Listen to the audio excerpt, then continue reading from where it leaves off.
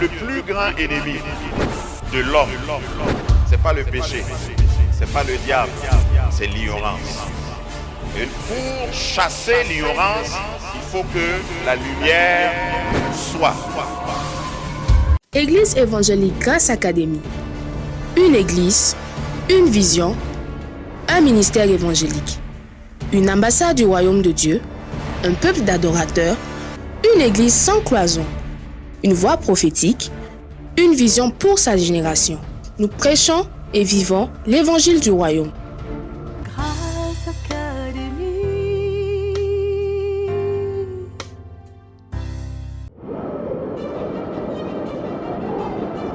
Les ténèbres remplissaient le vide et couvraient une terre informe. Des quatre coins de l'univers, un vent impétueux soufflait. Rien n'existait, seul Jésus était, assis sur son trône élevé. Celui qui n'a pas été créé, celui qui n'a pas de commencement, celui qui est Jéhovah, celui qui est El Shaddai. Je suis dit que la lumière soit, et la lumière fut. Dieu sépara la lumière d'avec les ténèbres. Il y eut un soir, il y eut un matin, ce fut le premier jour. Dieu dit qu'il y ait une étendue entre les eaux et qu'elle sépare les eaux d'avec les eaux. Il y eut un soir, il y eut un matin, ce fut le second jour. Que la terre produise de la verdure et des herbes des champs. Il y eut un soir, il y eut un matin, ce fut le troisième jour. La voix de l'Éternel fait enfanter les biches. La voix de l'Éternel prend des décrets. La voix de l'Éternel enfante l'exaucement. Qu'il y ait des luminaires dans l'étendue du ciel pour séparer le jour d'avec la nuit. Que ce soit des signes pour marquer les époques, les années, les jours. Et cela fut ainsi. Il y eut un soir, il y eut un matin, ce fut le quatrième jour.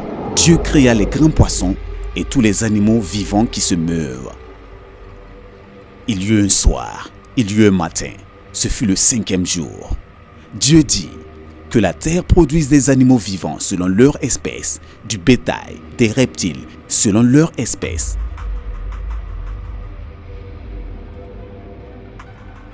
En concert avec la Trinité, Dieu dit: faisons l'homme à notre image, selon notre ressemblance, et qu'il domine sur les poissons de la mer, sur les oiseaux du ciel, sur le bétail, sur toute la terre et sur tous les reptiles qui rampent sur la terre. Dieu créa l'homme à son image. Il créa l'homme le gestionnaire, l'homme le mandataire, l'homme l'héritier, l'homme gouverneur de la création, l'homme ambassadeur, l'homme sacrificateur, l'homme sacerdoce royal. Il y eut un soir, il y eut un matin. Ce fut le sixième jour. Dieu acheva au septième jour son œuvre qu'il avait faite, et il se reposa au septième jour de toute son œuvre qu'il avait faite. Dieu se reposa n'est pas synonyme de fatigue. Dieu compte sur toi, fils, fille, et donne la terre aux fils des hommes pour cultiver et garder. Il donne la terre au fils de l'homme pour dominer et régner. Il donne la terre au fils de l'homme pour représenter son règne. Ainsi, la création attend avec un ardent désir la manifestation des fils de Dieu. 2021, année de la manifestation des fils de Dieu.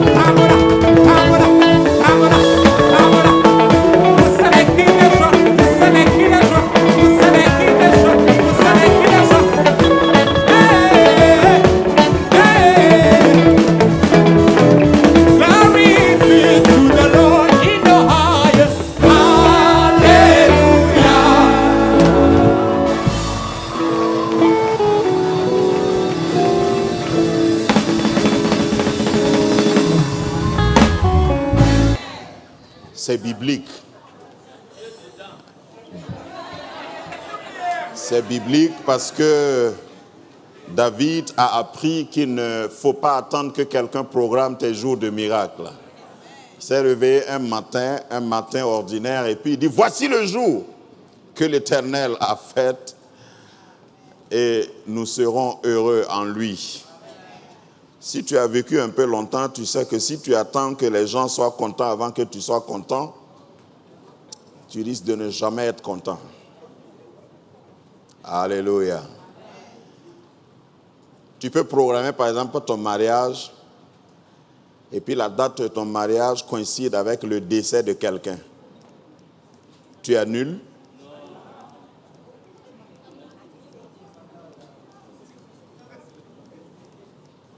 Par exemple, le cortège de ton mariage passe devant la morgue. Et puis, il y a des gens qui sont attroupés. Tu fais escale ou bien tu continues? Ne pensez pas que je suis méchant, hein. Je suis en train de décrire la réalité de la vie. Parce que depuis que tu es venu au culte, là, tu essaies de sourire, mais ton voisin a la mine serrée. Tu continues de sourire ou bien tu serres la mine? Les deux sont contagieux. La joie est contagieuse, la tristesse aussi est contagieuse. Décide qui va te contaminer. Ça, c'est une leçon de vie. Ça n'a rien à voir avec le message. Ça, c'est gratuit. Voilà.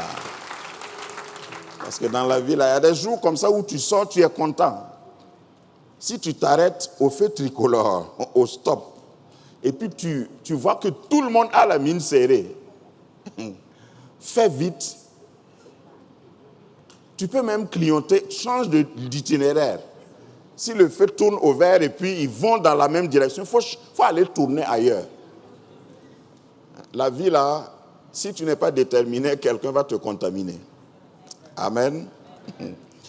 Ce matin, je voudrais bénir le Seigneur et nous saluons toujours tous ceux qui nous suivent par les ondes, par Facebook ou par Electron TV. Sachez aussi que vous pouvez donner en ligne. Il y a des moyens pour donner en ligne. Pour des raisons que nous ne pouvons pas déterminer, il y en a qui n'arrivent pas à venir à l'église. Et je ne dis pas ça par rapport à Grâce Académie. Mais si vous n'êtes pas allé à l'église, vous joindre aux autres, vous pouvez faire des transferts à votre église respective, ou bien si vous adorez avec nous tous les dimanches, nous voulons vous donner l'occasion, parce que c'est une bénédiction, ce n'est pas qu'on vous commande. Hein? Ceux qui ont compris, ont compris. Connaisseur connaît, Gaou passe. C'est comme ça on dit dans mon quartier. Parce qu'il y en a qui pensent que chaque fois qu'on parle d'argent dans l'église, c'est parce qu'on veut escroquer les gens. Est-ce que Dieu peut escroquer quelqu'un? On ne va pas donner pour que le pasteur prenne ça à acheter ses vestes. Tu n'as rien compris. Il y a certains pasteurs comme nous, même avant pastoria, on vestait. Voilà. Donc quand on devient pasteur, là, ça c'est grave même. Donc là aussi tu as joué bidé. Parce que tu verras toujours Dieu bénir ses enfants. Tu le verras toujours bénir son œuvre. Tu verras son œuvre prospérer. Et tu ne peux pas gréver contre Dieu. Que le Seigneur te trouve parmi les fidèles engagés et que tu ne manques pas ta récompense. Ce matin, je voudrais continuer ce que j'ai commencé dimanche dernier, toujours autour du thème central de l'année, qui est la manifestation des fils de Dieu. Le mot « fils » est capital, est important dans ce thème, parce qu'on ne parle pas simplement de manifestation, mais des fils de Dieu. Ce ventilo sert à qui? Donc, nous voulons continuer à dérouler le tapis. Oubliez ce que j'ai dit. J'ai dit rapidement pour que ça ne vous détourne pas votre attention. Voilà. Hein? si nous avons commencé quelque chose, nous allons continuer à dévoiler comment nous pouvons nous outiller justement pour devenir fils. Parce que c'est une condition sine qua non. Tu ne peux pas te manifester si tu n'es pas fils. On ne dit pas la manifestation des enfants de Dieu. Je voudrais commencer par quelque chose qui m'a marqué. L'Esprit m'a conduit à voir quelque chose que Jésus a vécu dans son ministère. D'ailleurs, au début de son ministère, je voudrais paraphraser, on ne va pas lire le passage parce que ce n'est pas le thème, enfin le texte central de ce message. Le jour de son baptême, vous savez que Jésus a été baptisé au Jourdain, et c'est une des raisons pour lesquelles nous faisons le baptême par immersion. D'ailleurs, c'est du pléonasme. Baptiser veut dire plonger, immerger veut dire plonger. Donc quand on dit baptême par immersion, là c'est du pléonasme, c'est plonger par plongement. Ça ne veut rien dire. Donc le mot baptême déjà veut dire plonger. Et c'est parce que c'est plongé que Jésus s'est baptisé au Jourdain. Ça c'était juste une parenthèse et un enseignement pour quelqu'un. Jésus sort du Jourdain et il y a quelque chose qui s'est passé. Et c'est là d'ailleurs que les théologiens conviennent et disent que c'est le seul endroit où la Trinité s'est alignée chacun dans son rôle. Dieu le Père, Dieu le Fils et Dieu le Saint-Esprit. On voit Dieu le Fils arrêté au bord du Jourdain. Ses pieds étaient encore dans l'eau. Dieu le Fils sur la terre. On voit Dieu le Père qui parle depuis le ciel en disant « Celui-ci est mon Fils bien-aimé, en qui j'ai mis toute mon affection. » Et Dieu le Saint-Esprit se manifeste corporellement comme une colombe et vient se poser sur Jésus. Vous voyez la Trinité? Ce que je voulais dire ici, c'est ce que Dieu a dit. Jésus était arrêté, je relis ça au Fils, et Dieu dit, voici, celui-ci est mon Fils bien-aimé, en qui j'ai mis toute mon affection. Et le Saint-Esprit me révélait que beaucoup d'enfants de Dieu, la première partie, Dieu le dit, mais il ne dit pas la deuxième partie. La première partie de la phrase que Dieu a dit quoi? Celui-ci est mon Fils bien-aimé. Mais je n'ai pas mis toute mon affection sur lui. Qu'est-ce qui peut faire que Dieu ne mette pas toute son affection? Qu'est-ce qui fait que Dieu met toute son affection sur quelqu'un? C'est s'il est fils. Et être fils est exécuter la volonté de Dieu, faire ce que Dieu veut. Si tu ne fais pas ce que Dieu veut, Dieu t'aime, c'est ce que je veux dire. Dieu t'aime, vraiment il t'aime. Et il aime nous tous, dis Amen. Amen. Mais il n'a pas mis toute son affection sur nous tous. Ça là, c'est réservé aux vrais fils, les fils responsables, les fils engagés, les fils conscients, les fils qui ne reculent pas devant la responsabilité. Amen. Ça, c'était un appetizer, c'était un hors d'œuvre. La croissance et grandir en Christ, c'est notre thème, le thème de cette série. La semaine passée, nous avons fait juste un aperçu, une introduction. Grandir en Christ est un appel permanent, est une responsabilité personnelle. Grandir en Christ, c'est le désir de Dieu. On est en Christ, on est de nouveau en Christ, mais on est appelé à grandir.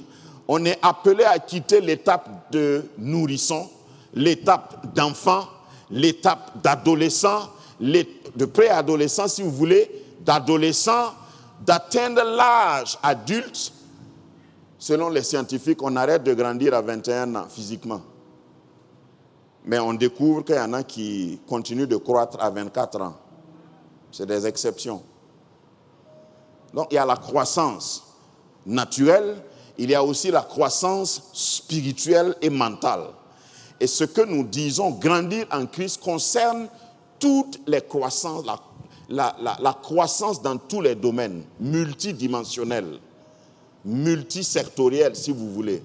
Dans tous les domaines, tu es appelé, je suis appelé à croître. La croissance en Christ ne finit que quand tu vas quitter cette terre. Il n'y a pas un âge où tu arrêtes de croître en Christ. Ce n'est plus une croissance naturelle, parce que naturellement aussi tu dois croître. Croître dans la manière que tu fais les choses. Croître en Christ naturellement, parce que je ne vais pas m'attarder sur ça, c'est faire attention pour ne pas choquer quelqu'un. Faire attention pour ne pas scandaliser quelqu'un. Par ton comportement, par ta nourriture, par ton habillement, par tes manières, par ta façon de parler. Parce que tu peux dire quelque chose, ce n'est pas un péché, mais tu as scandalisé quelqu'un. Tu as choqué quelqu'un. Ça veut dire que tu n'es pas mature. Donc quand on grandit naturellement, on fait attention à toutes ces choses. Et quand on grandit naturellement, on fait aussi attention pour ne pas être scandalisé. Dis-moi amen. Donc c'est dans les deux pédales là, dans les deux plateaux que je mets le poids. Je veux être équilibré. Parce qu'il y a des gens qui disent, la sœur là, elle s'habille tellement mal qu'elle m'empêche d'adorer. C'est que toi, tu n'es pas mûr.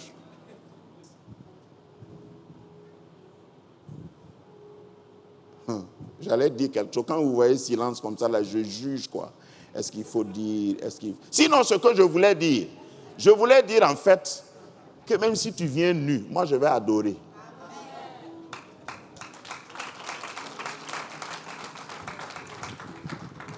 Non. Et il y en a qui veulent souvent mettre ça sur le pasteur. Pasteur, il faut enseigner, dire aux sœurs là, elles n'ont qu'à s'habiller bien. Pourquoi elles portent pantalon? Nous, on est quittés dans ça.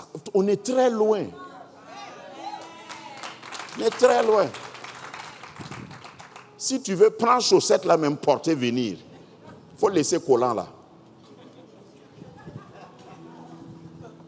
Il faut trouer ta chaussette là.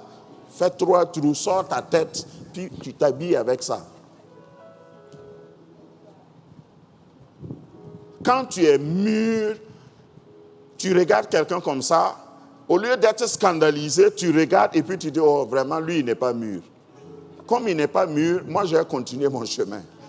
Comme il n'est pas mûr, je vais, même si je dois collaborer avec lui, même si je dois le saluer, je le salue, mais je sais que c'est un enfant. Le prochain module, je vais parler des types d'enfants. Si c'est un enfant qui a mouillé ses habits, ça ne te choque pas. Ou bien, tu vois un enfant qui joue et puis il prend sa main sale là, il met dans sa bouche. Tu le vois. Qu'est-ce que tu fais? Tu dis non, c'est sale. Ne mets pas la main dans ta bouche, c'est sale. Tu ne restes pas là et dis, oh vraiment, cette église-là est bizarre. Comment un enfant de Dieu peut manger le sable? Vraiment.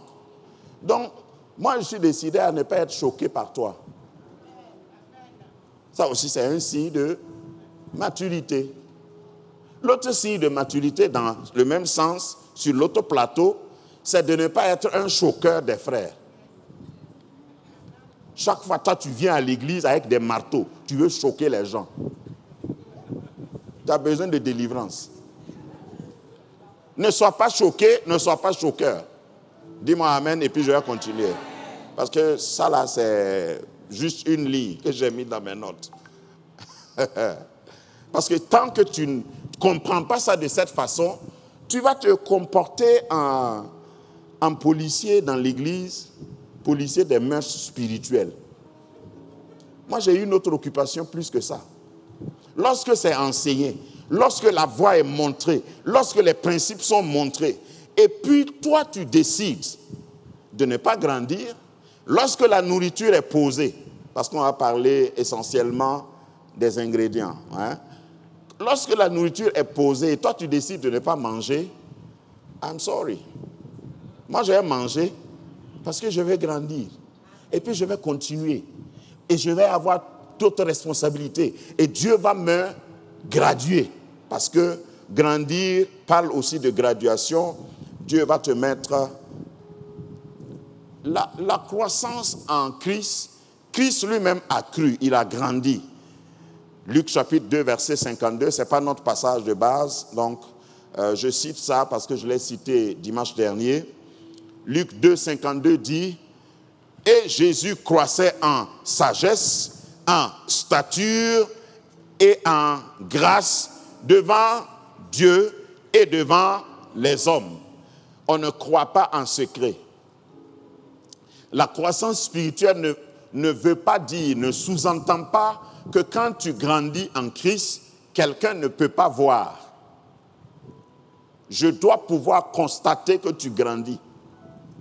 Parce que si la croissance, elle est harmonieuse, elle doit être visible, manifeste en sagesse, manifeste en stature, c'est-à-dire que tu grandis en stature. Stature ici, c'est dans les deux sens. Ta stature naturelle, c'est que tu n'es plus d'une certaine taille, tu as grandi, tu as pris du poids selon ta taille. Alors, on laisse ça comme ça. Maintenant, ce que vous voulez faire comme flèche à gauche, flèche à droite, vous pouvez le faire. Stature selon ta taille et ton poids selon ta taille. Et ta taille selon ton poids.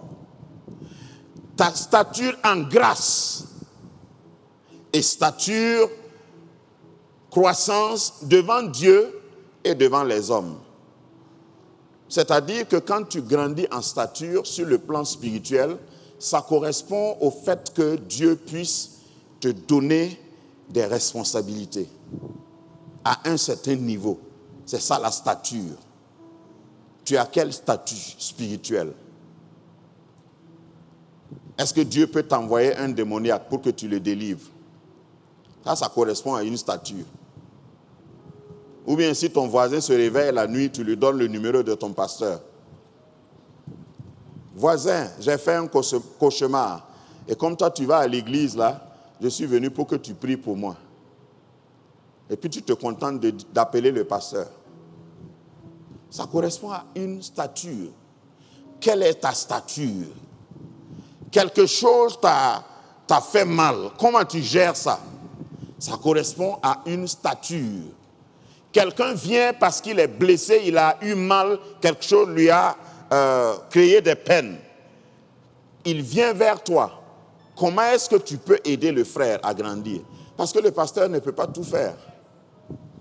Parce que le responsable de la cellule ne peut pas tout faire. Parce que celui qui a été peut-être même voté dans certaines églises, on vote des responsables. Je ne vais pas dire quelque chose plus que ça. Ce n'est pas ça qui permet ou qui te dédouane pour que tu dis, va chez eux là, c'est eux qui s'occupent de ça. Ça correspond donc à une stature devant Dieu et devant les hommes. Dieu approuve et les hommes aussi voient. Si tu deviens grand, mature, les hommes vont voir. Ton mari va voir. Ton époux va voir. Tes enfants vont voir. C'est ça devant les hommes. Ton patron va voir. Il y a des gens qui se sont convertis et qui ont été surclassés dans leur service. Le patron les appelle un jour, j'ai le témoignage de quelqu'un qui est dans la salle. Les appelle un jour, je dis, vraiment, je te découvre sur d'autres coutures, quoi. Mais je ne te connaissais pas comme ça, mais ce n'est pas possible. Au fait, voilà ce qu'on a dit littéralement. Il est venu rendre grâce dans mon bureau. Voilà ce qu'on va faire. Nous avons un poste que nous avons créé dans le service et on était en train de vouloir recruter en externe. Mais j'ai dit à mon staff de direction qu'on ne peut pas te laisser et puis prendre quelqu'un. Donc, tu vas céder ton poste pour celui qu'on va recruter et puis on va te graduer, on va t'élever. C'est ça. Quand je parlais de repositionnement ce matin, c'est ça aussi le repositionnement. Il n'est pas allé faire un concours professionnel, il n'a rien fait, mais parce qu'il a grandi en Christ, ça s'est ressenti devant Dieu et devant les hommes. Voilà ce que ça veut dire. Et notre texte de base, c'est 1 Pierre 2, 1 à 2. 1 Pierre 2, 1, 2. notre texte de base pour parler des ingrédients de ta croissance spirituelle. 1 Pierre 2, 1 à 2. Rejetant donc toute malice et toute ruse, la dissimulation, l'envie et toute médisance, désirez comme des enfants nouveau-nés le lait spirituel et pur, afin que par lui vous croissiez pour le salut. Seigneur, nous voulons te laisser nous parler. Ta parole est esprit et c'est ton esprit qui peut nous la traduire, nous l'expliquer. Que cette parole prenne chair, qu'elle soit accessible aux plus ignorants, aux moins instruits, qu'elle soit compréhensible aux plus instruits. Seigneur, que ton esprit rase la salle, nous mette sur le même pied d'égalité et que chacun reçoive son pain quotidien. Merci de m'envelopper par ta puissance et que je puisse parler avec clarté et déclarer des oracles. Que les paroles qui sortiront de ma bouche brisent des chaînes, démolissent des hauteurs. Merci pour ta grâce, au nom de Jésus. Amen. Le premier ingrédient, et d'ailleurs le principal ingrédient pour ta croissance, la Bible, la parole de Dieu. J'ai mis parole de Dieu / Bible parce que le mot Bible veut dire simplement livre. Il y en a qui ne le savent pas. Biblia veut dire simplement livre. Donc tout livre en réalité est une Bible. Mais quand on dit la Sainte Bible, au fait on a ajouté l'adjectif là parce que le mot Bible veut dire livre. Donc les Saintes Écritures ou les saintes, la Sainte Bible pour distinguer. Donc je préfère dire la parole. La parole, référé à Jean 1, 1. Au commencement était la parole. On n'a pas dit au commencement était une parole. La parole pour la distinguer, pour l'opposer, pour la supplanter à d'autres paroles qui existent. Amen. Mais de toute façon, la Bible reste le livre le plus vendu jusqu'à la date d'aujourd'hui. C'est le livre le plus connu, le livre le plus lu et le livre le plus vendu. La lumière.